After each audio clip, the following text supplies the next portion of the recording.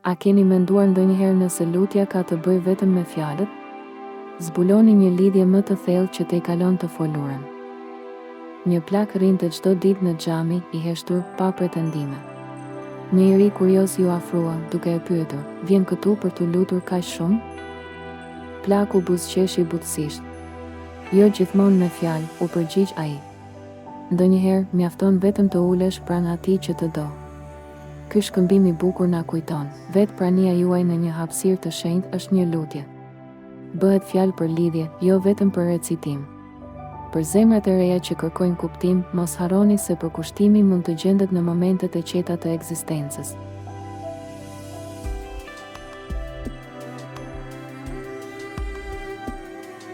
Përqafoje këtë të vërtet të thellë.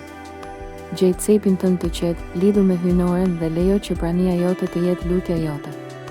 Ndaje këtë mençuri me dikë që ka nevojë për të.